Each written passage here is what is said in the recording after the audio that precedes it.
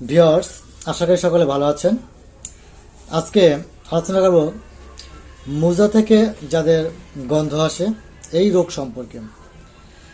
প্রত্যেক শীতকাল আসিলেই দেখা যায় যে পায়ের তলায় প্রচণ্ড ঘাম হয়ে থাকে এবং পায়ের যে আঙ্গুলগুলো থাকে এগুলো আঙ্গুলের মাথাগুলো ফেটে যায় এবং যখন আপনি মোজা পরেন তখন এই ঘামে আপনার মোজা ভিজিয়ে যায় এবং একটা বিশ্রী দুর্গন্ধ চলে আসে।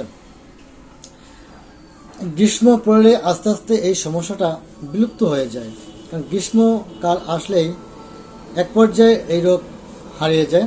আবার পরবর্তীতে পরের বছর যখন শীতকাল আসে তখন আবার এই একই সমস্যা দেখা দেয়। হাতে এবং পায়ে জ্বালা, বগলে দুর্গন্ধ ঘাম, রোগী কাছে কেউ বসিতে থাকে না, এমনকি আপনার স্ত্রীও যদি আপনার পাশে বসে থাকে সে আপনাকে দূর দূর করে তাড়িয়ে দেয়, কারণ আপনার বগল থেকে বা আপনার শরীর থেকে দুর্গন্ধ ঘাম আসে। শীতকাল তার হাত পা ঠান্ডা হয়ে যায়। মোজা জুতা পরলেই তার পায়ের তলা ঘাম হয়ে থাকে। তো দেখা যায় যে প্রতি বছর একই কথা, শীতকাল আসলেই তার এই সমস্যাটা দেখা যায়, আবার গ্রীষ্মকাল আসলেই চলে যায়।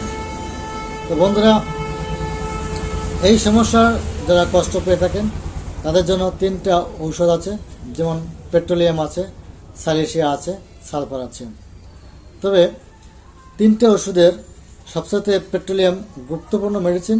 আপনি পেট্রোলিয়াম এই রোগের জন্য যদি আপনি ব্যবহার করেন তাহলে ভালো ফলাফল পাবেন, এবং অন্য যে 2টা সালিসিয়া এবং সালফার রোগের লক্ষণের সাথে মিলিয়ে যদি আপনি সেবন করতে পারেন তাহলে আরও ভালো রেজাল্ট পাবেন।